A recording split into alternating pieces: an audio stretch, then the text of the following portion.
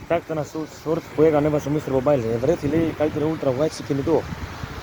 Αν είναι δυνατόν, λέει, περιμένει τη Vivo να βγάλει την καλύτερη ultra wide. Δεν υπάρχουν άλλα κινητά με καλές ultra wide. Το Vivo P300 Ultra έχει καλύτερη ultra wide. Ευρέθη κινητό με την καλύτερη ultra wide. Ενέτη 26.